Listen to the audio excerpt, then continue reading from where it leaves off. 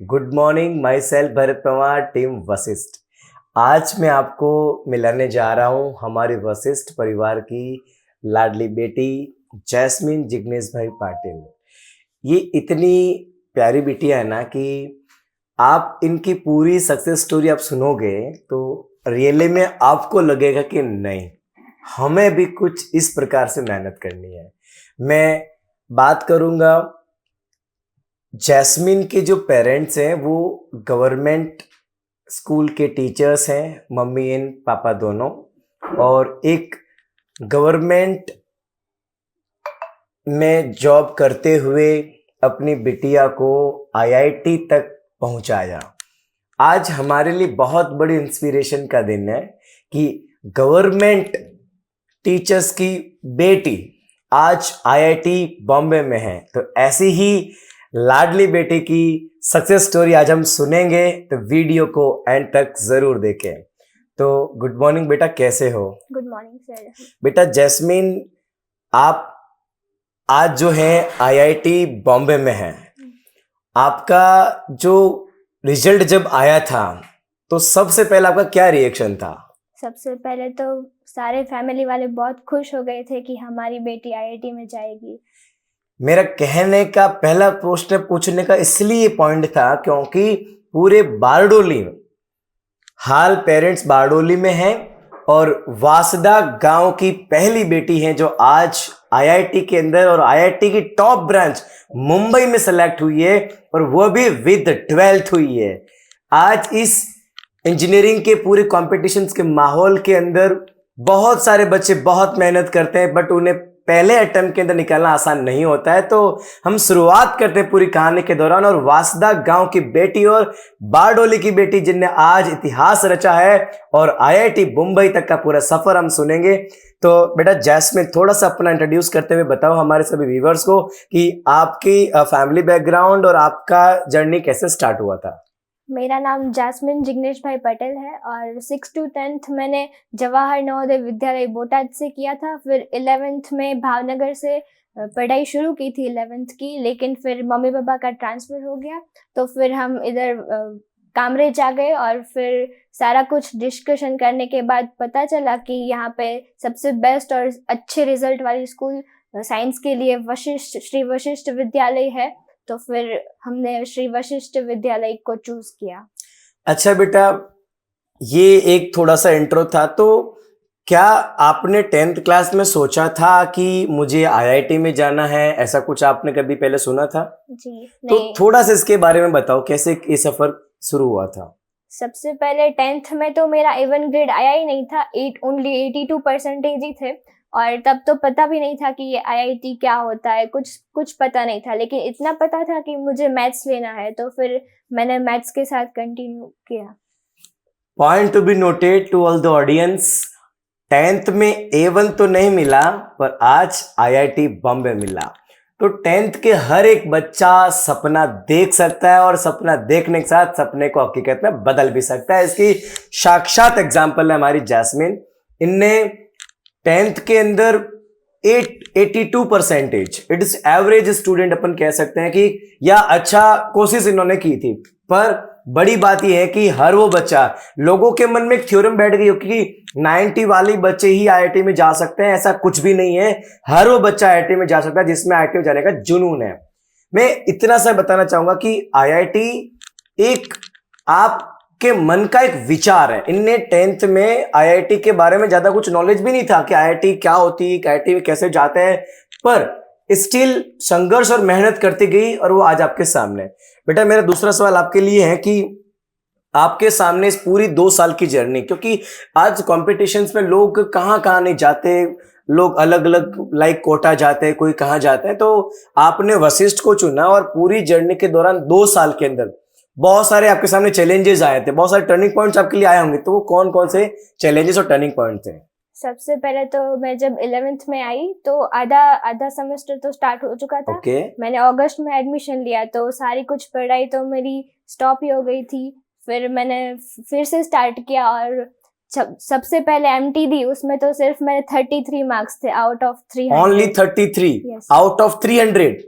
Wow. फिर मैंने तब तो मैं बहुत डीमोटिवेट हो गई थी, लेकिन पेरेंट्स ने मोटिवेट किया कि ट्राई करके देखो, हो जाएगा। फिर मैंने धीरे धीरे स्टार्ट किया प्रैक्टिस करना। फिर धीरे धीरे मेरे मार्क्स इंक्रीज होने लगे। फिर से डाउन हो गए थे, लेकिन तब टीचर्स ने मुझे बहुत मोटिवेट किया कि तुम कर सकती हो तो ट्राई करो। फिर मैंने बहुत मेहनत की थी। जनरली बेटा मैं अक्सर अभी बच्चों से जो हाल आपके जूनियर्स उनसे मिलता हूँ तो उनको लगता है कि सर हमारा कहाँ सिलेक्शन होने वाला, हमारी एमटी में नंबर ही नहीं आ रहे हैं। तो मैं बताना चाहूँगा सारे बच्चों, ये एंट्रेंस एग्जाम की प्रिपरेशन शुरू छोटे स्कोर से ही होती है। आपने देखा 300 नंबर में से जस्ट 33 मार्क्स, इतने कम मार्क्स के अंदर भी कैसे पॉसिबल है कि कोई व्यक्ति इस स्कोर से लेके इतने टॉप रैंक तक जा सकता है? तो ये चीज पॉसिबल है अगर आपने अपने लक्ष्य को डिटरमाइन करके रखा। तो 33 मार्क्स पे बच्चे गिव अप कर देते हैं, यार क्या होगा कैसे होगा, पर नहीं, आपने कॉन्स्टेंटली मेहनत की, स्टेप बाय स्टेप आप करते चले गए और अल्टीमेटली आपने वो चीज सक्सेस हासिल की। तो आपकी इस पूरी जर्नी के दौरान टर्निंग पॉइंट कुछ हुआ कि क्या चीजें थी, कुछ बता पाएंगे? 11th में तो सब स्मूथली चल रहा था, लेकिन 12th धीरे धीरे स्टार्ट हुआ। तो मिड टर्म तक फिर बोर्ड, गुजकेट, JEE सब मैनेज करना पड़ता है। बोर्ड में तो 75 प्लस आने चाहिए। तो फिर धीरे धीरे मैं थोड़ी डीमोटिवेट हो गई थी। फिर बीच में तो मैंने डिसाइड कर लिया था कि मैं सिर्फ गुजकेट और बोर्ड ही करूँगी, लेकिन फिर मुझे सभी टीचर्स ने मोटिवेट किया, इतना मोटिवेट किया कि तुम कर सकते हो, ऐसे गिव अप मत करो। फिर मैंने ट्राई किया। मतलब अक्सर बच्चे कहते हैं सर अभी बोर्ड है, बोर्ड के साथ में कैसे एंट्रेंस एग्जाम मैनेज करूं, कैसे मेरे प्रैक्टिकल्स मैनेज करूं, कैसे मैं गुजकेट मैनेज करूं, कैसे मैं IIT को मैनेज करूं, क्योंकि आपको पता JEE का पहला अटेम्प्ट तो आपको जनवरी में देना था। तो कहीं ना कहीं बच्चों में थोड़ा सा पैनिकनेस आता है, बट मैं बता दूं आपको ऐसा पैनिक होने की कोई रिक्वायरमेंट नहीं है। आपके सामने जब वो अटेम्प्ट आता है तो आपको बस कंसिस्टेंसी के साथ मेहनत करनी है। और अगेन ऐसा नहीं कि आप अकेले के मन में विचार था कि मैं खाली बोर्ड कर लूं। बहुत बच्चों के मन में विचार आया कि नहीं, मुझे अभी नहीं करना, मैं सिर्फ बोर्ड की तैयारी करूंगा या मुझे सिर्फ गुजकेट की तैयारी करनी है। ऐसा कुछ नहीं है। आपके सामने जैस्मिन ने खुद कहा कि इसके मन में भी वो थॉट्स थे, दैट इज द नेचुरल, वो आएंगे, बट आपको डिटरमाइन होकर रहना और टीचर के साथ मिलकर आपको काम करते रहना। अल्टीमेटली जैस्मिन आपने अपनी चीजों को समझा और टीचर ने जैसा आपको गाइड किया आप थ्रू आउट उनको फॉलो करते चले गए।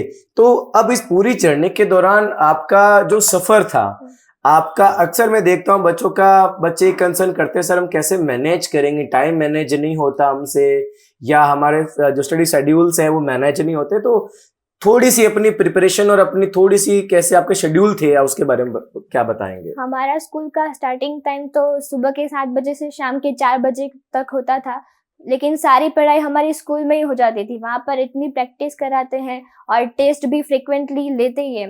DPP वगैरह मॉक टेस्ट लेते हैं, वो भी वीक टू वीक होता ही है, और उसमें ही सारी प्रैक्टिस हो जाती है हमारी, ताकि घर पे इतना ज़्यादा लोड नहीं रहता हमारा। सब कुछ हमारा स्कूल में ही हो जाता है। ओके, 2-3 चीजें हैं कि पूरी जर्नी के अंदर स्कूल का बहुत बड़ा सपोर्ट और वहाँ के शेड्यूलिंग सिस्टम, वहाँ की एग्जाम की अरेंजमेंट, रेगुलर एग्जाम्स होना और आपका भी घर पे आके उनको प्रॉपर रिवाइज करना।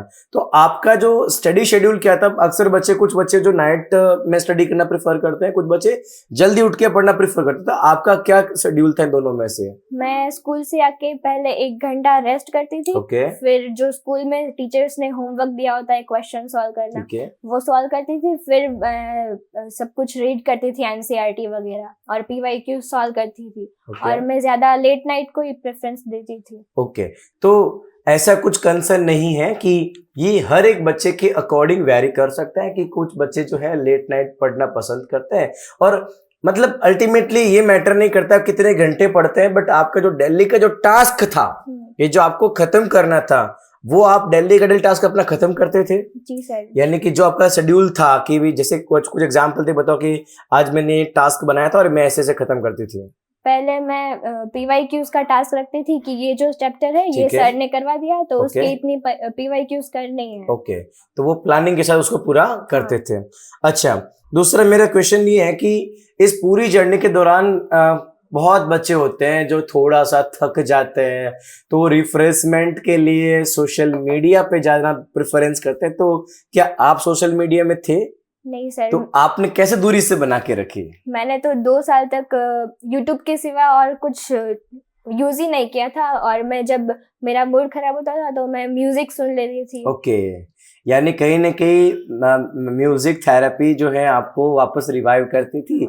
और कोई रिकमेंडेशंस को रिक्वायरमेंट ही नहीं है कि आप कोई भी social media, Instagram, Facebook, whatever, कोई नीड नहीं इनकी। अगर बच्चे को सिलेक्शन लेना है तो उसको अपने रिफ्रेशमेंट के अंदर, चाहे आप बाहर थोड़ा एटमॉस्फेयर में घूम लो, थोड़ा सा सोसाइटी वॉकिंग करके आ जाओ, या फिर म्यूजिक सुन लो, तो आपने हमेशा से अवॉइड किया। तो मैं बताना चाहता हूँ सारे बच्चों से, सोशल मीडिया से कभी सिलेक्शन नहीं हो सकता।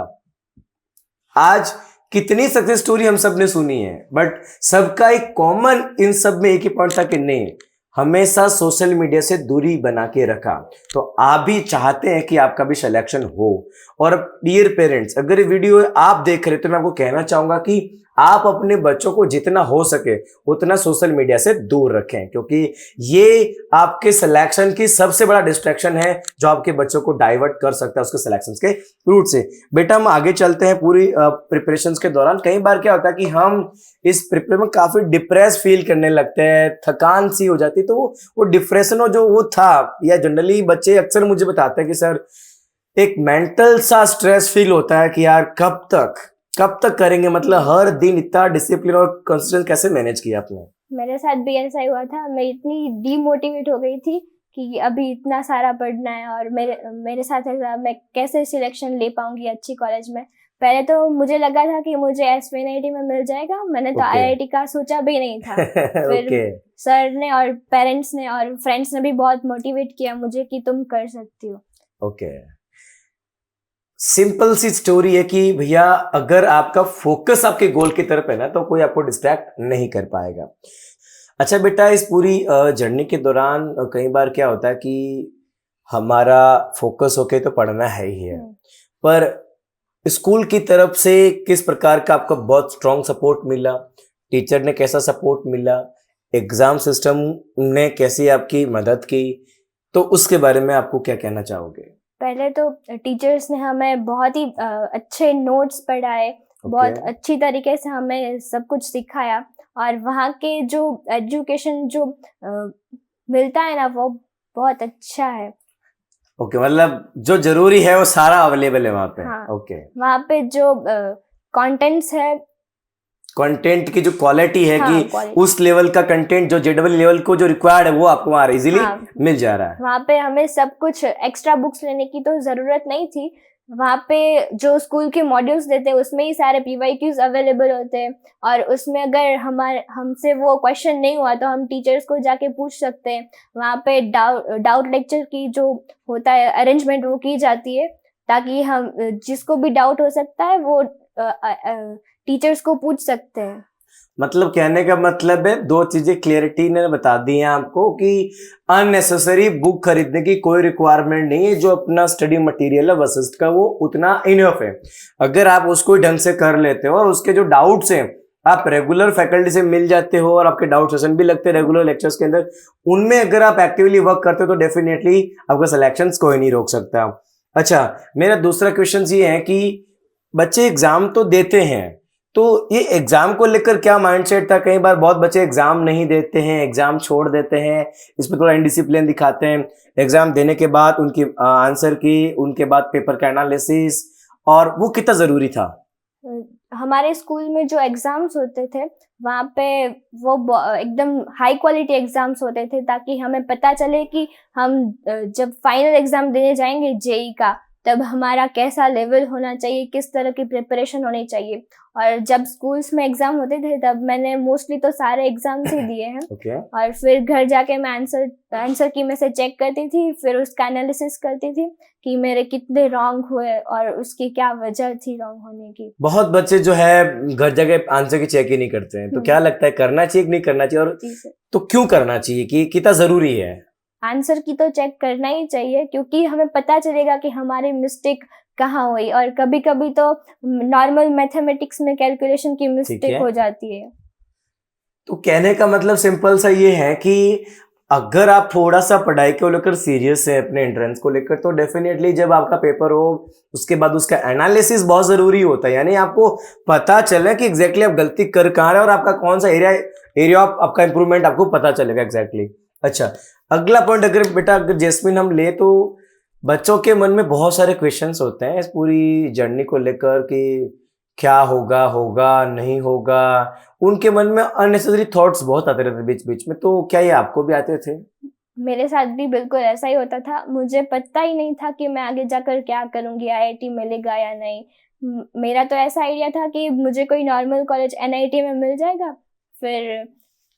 फिर टीचर्स ने मोटिवेट किया कि नहीं, ये अच्छी लाइन है, तुम कर सकती हो ऐसे। ओके, तो कहीं ना कहीं पेरेंट के साथ साथ टीचर का जब बच्चा आपके सामने थोड़ा सा डिस्कम्फर्ट होता है, तो वशिष्ठ की टीम बहुत केयरिंग टीम है। बच्चा घर पे रहे तो भी घर पे रेगुलर उनका फॉलोअप लेना, बच्चा कब उठता है, कब सोता है, कैसे पढ़ाई करता है, हमारे स्ट्रॉन्ग केयर टेकर की जो टीम है वो हर दिन बच्चे का ख्याल रखती है। यानी वशिष्ठ की जो पूरी सिस्टम और टीम है वो टोटली बच्चों के सराउंडिंग में वर्क करती है कि बच्चे को किसी प्रकार से डिस्कम्फर्ट नहीं होना चाहिए उसकी थ्रू आउट जर्नी के दौरान। अच्छा, अब मैं 2-3 पॉइंट आपको लेना चाहूँगा बेटा कि वशिष्ठ में एक ऐसी कल्चर सिस्टम भी है कि रेगुलर बच्चों के सेशंस एंड मोटिवेशंस बच्चों को दिए जाते हैं। तो क्या कहना चाहोगे इसके बारे में? और वशिष्ठ की जो अपने प्रिंसिपल सर हैं उनके बारे में क्या कहना चाहोगे? हमारे जो प्रिंसिपल सर है वो तो बहुत ही अच्छे हैं, एकदम मोटिवेशनल स्पीकर की तरह हमें मोटिवेट करते हैं। और मंथ में एक बार ऐसा सेशन रखते हैं हर क्लास में कि ताकि बच्चों को मोटिवेट किया जा सके। और बीच बीच में हमें ऐसे प्लानर भी देते थे कि कोई स्टूडेंट का बैकलॉग हो गया तो उसके लिए एक पेज देते थे और उसमें लिखना होता था कि इतने चैप्टर्स में ये वाला टॉपिक बाकी है। तो उससे हमें बहुत ज्यादा हेल्प हुई थी। मतलब कहीं ना कहीं हर जगह हर एक चीज का एक सॉल्यूशन हमेशा अवेलेबल था आपके सामने। आप कभी बैकलॉग नहीं, तो अक्सर क्या होता है कि बच्चे बैकलॉग लग जाते हैं और एक के बाद बैकलॉग का बर्डन इतना बढ़ जाता है कि बच्चा उसे कवर ही नहीं कर पाता। बट यहाँ पे भी इसका एक स्ट्रॉन्ग सिस्टम बनी हुई है ताकि बच्चे का बैकलॉग हो। सारा शेड्यूल की बात करें तो एग्जाम में पूरा जो एनुअल प्लानर है, एमटी का प्लानर है, डीपीपी का प्लान, वो भी पूरा एडवांस में मिल जाता है ताकि इससे बच्चा मेंटली रेडी रहता है कि हमें क्या क्या एग्जाम देनी है और कब देनी है। वेरी गुड बेटा, अभी ये आपको जो आप आज आईआईटी में आपका सिलेक्शन हुआ है और आपको बहुत सारे जूनियर्स आपके जो हैं वो आपको सुनेंगे, तो आप उन्हें क्या कहना चाहोगे? जो 10th का बच्चा है उन्हें क्या कहना चाहोगे, या जो बच्चा 11th में प्रिपरेशन कर रहा है वो जनरली क्या गलती करते हैं तो वो उन्हें गलती नहीं करनी चाहिए? पहले तो आपको 10th के परसेंटेज के बेसिस से आपको डिसाइड नहीं करना कि आप ये कर सकते हो या नहीं। आपको खुद पर ज्यादा विश्वास रखना है कि आपसे हो जाएगा, आपको मेहनत करनी है सिर्फ। और फिर 11th में जो स्टूडेंट्स हैं उनको मैं ये कहना चाहूँगी कि आप लोगों को फिजिक्स में ज़्यादा न्यूमेरिकल्स और पीवाईक्यू सॉल्व करने चाहिए। और केमिस्ट्री में मैं सजेस्ट करूँगी कि आप लोग ज़्यादा एनसीईआरटी को ही प्रेफरेंस दें, क्योंकि उसमें से ही अभी 2025 में ज़्यादा लाइन टू लाइन क्वेश्चंस आए हैं जेईई मेन में। और मैथ्स में तो आपको न्यूमेरिकल्स ही करना चाहिए, पीवाईक्यू ज़्यादा। और 12th बोर्ड के बच्चों को क्या कहना चाहोगे जो थोड़े से फियर में आ जाते हैं बीच में आके मिड ऑफ टर्म में, तो उन्हें क्या कहना चाहोगे? 12th के लिए तो हमारे स्कूल के बोर्ड टेस्ट होते ही उसका आपको प्रिपरेशन हो जाएगी मोस्टली तो। लेकिन आप जब बीच में डिप्रेस हो जाओगे तो आपको ये ध्यान रखना है कि आपको एकदम से डीमोटिवेट नहीं हो जाना और बोर्ड चूज नहीं कर लेना। आप लोग कर सकते हो, आपको सिर्फ विश्वास रखना है अपने ऊपर। ओके, तो ये इन्होंने 10th 11th 12th के बच्चों को एडवाइस किया है कि 10th बोर्ड के बच्चों को ज़्यादा ये नहीं सोचना है कि मेरे बोर्ड के मार्क्स कम है तो मेरा कुछ नहीं हो सकता, ऐसा कुछ भी नहीं है। एक एवरेज बच्चे का भी सिलेक्शन आईआईटी में हो सकता है। दूसरा, जो बच्चे 11th में हैं, 11th वाले बच्चे और 12th वाले बच्चों को कई बार क्या होता है कि स्टार्टिंग में एमटी होती तो वो सोचते कि हमसे नहीं होने वाला है तो वो गिव अप कर देते हैं स्टार्टिंग से। तो ऐसा कुछ भी नहीं है। इनके 33 मार्क्स थे स्टार्टिंग से लेकर, और 12th में जब आते तो मिडिल टर्म में होता है आपको बोर्ड करें, तो उसके लिए पैनिक नहीं होना है, बस आपको स्टे फोकस होकर लगे रहना है। और अक्सर आई थिंक आप जब आईआईटी की तैयारी करते हो तो बोर्ड तो उसमें हो ही जाता है, तो ऐसा कुछ अलग से प्रिपरेशन की रिक्वायरमेंट आई थिंक नहीं होती है, बट फिर भी अगर आप एनसीईआरटी पे ज्यादा फोकस करोगे तो चीज आपकी आराम से हो ही जाएगी।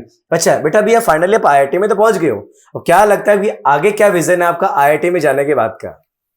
फिर जब मेरी डिग्री कंप्लीट हो जाएगी तब मैंने सोचा है कि यूपीएससी का एग्जाम क्रैक करके फिर आईईएस इंडियन इंजीनियरिंग सर्विस में मुझे सर्व करना है नेशन को।